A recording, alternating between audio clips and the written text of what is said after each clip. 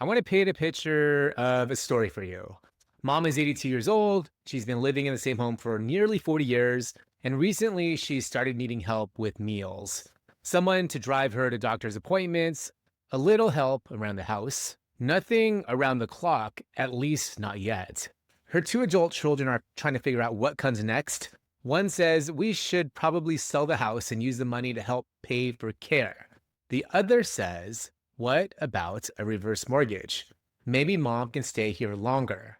They're both trying to do the right thing. They're just looking at two different solutions.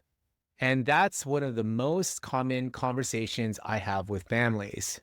Dale, should we sell mom's house or should we look into a reverse mortgage?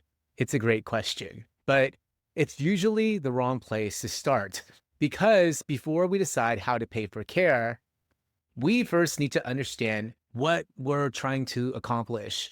Over the years, I've seen families make incredible decisions, and I've also seen families make expensive mistakes simply because they jump straight into a financial solution before defining the goal. The truth is, sometimes selling the home is absolutely the right decision. Sometimes a reverse mortgage deserves serious consideration, and sometimes there's an entirely different strategy that makes more sense. Today, we're going to walk through 5 questions every family should ask before deciding whether to sell the home or use home equity.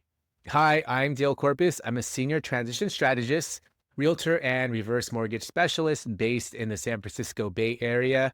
I help families figure out how to pay for senior care, especially when a home is involved, whether they're considering aging in place, assisted living, memory care, selling a home, or using home equity strategically. My role is to help families understand all their options so they can make informed decisions and avoid costly mistakes.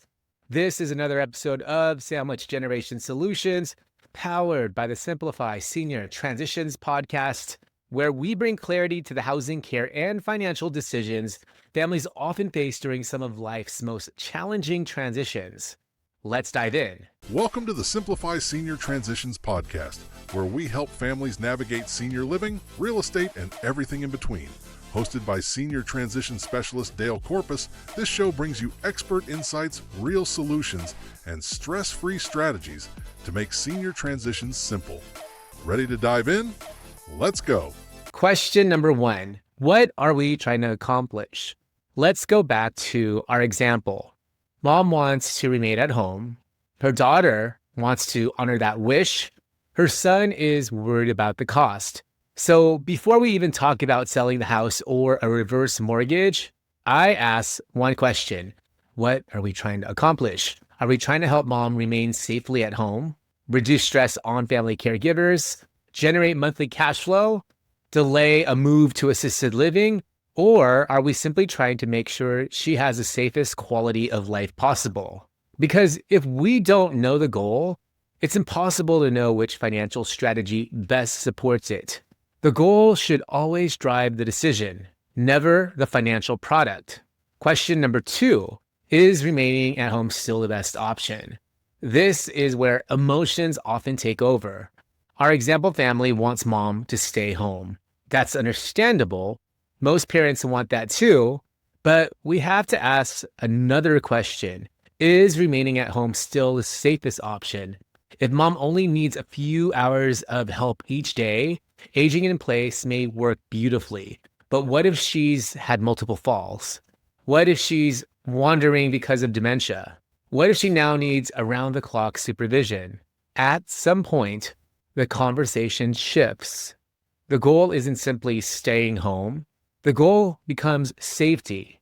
And in some situations, selling the home to help fund assisted living or memory care may actually provide a better quality of life. Again, the care plan comes first. The financial strategy comes second. Question number 3, how much equity is available? Now, let's say remaining at home still makes sense. The next question is, what financial resources are available? Maybe mom has retirement income. Maybe she has investments.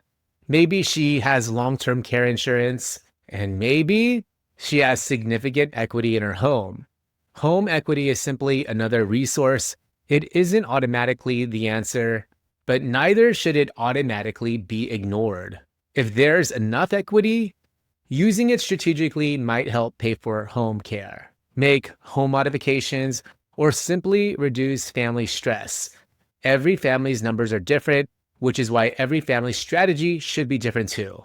Question number 4. How long is the plan? Time matters. Let's continue with our example. If the family believes mom may remain safely at home for many more years, using home equity may deserve consideration. But if everyone believes she'll likely need assisted living within the next year, selling the home sooner may make more sense. The timeline changes everything. Neither option is automatically better. It depends on where the family is today and where they believe things are headed. Question number 5, which option creates the most flexibility? This may be the most important question of all. Families often assume they're choosing between 2 options, sell or reverse mortgage, but that's rarely how I think about it.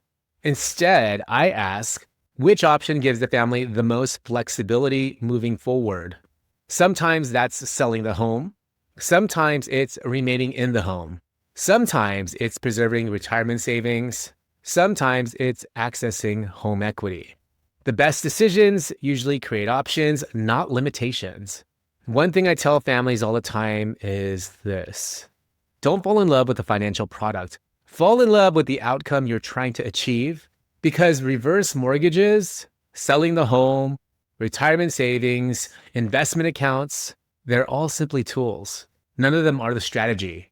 The strategy is helping your family accomplish its goals. So, should our example family sell mom's house, or should they consider a reverse mortgage? The honest answer is, it depends. It depends on mom's health, her care needs, her housing goals, the family's finances, their timeline, and what they're ultimately trying to accomplish. That's why I encourage families not to ask which product is better. Instead, ask what creates the best outcome for our family. Once you answer that question, the right financial strategy often becomes much clearer. Before we wrap up, I do want to mention something important. Every reverse mortgage program is different, and individual eligibility and circumstances matter. This episode is intended for educational purposes only and shouldn't be considered legal, tax, or financial advice. Before making any decision, consult with qualified professionals who can evaluate your specific situation. This has been another episode of Sandwich Generation Solutions, powered by the Simplify Senior Transitions podcast. If you're trying to figure out how to pay for senior care, especially when a home is involved, I've created resources to help families better understand their options before making important decisions. Explore educational resources, ask questions using my AI Resource Explorer, or connect with me directly by going to simplifyseniortransitions.com/start here and browse conversations with senior living experts, elder law attorneys, home care leaders, financial professionals, and families navigating these decisions every day by going to simplifyseniortransitions.com/podcast library. If this episode helped you think differently about one of the biggest financial decisions families face, I'd appreciate it if you'd subscribe and leave a 5-star review on Apple Podcasts or Spotify and share it with someone who's trying to help an aging parent navigate housing, care, and financial decisions. I'm Dale Corpus. Thanks for watching, and I'll see you on the next episode of Sandwich Generation Solutions.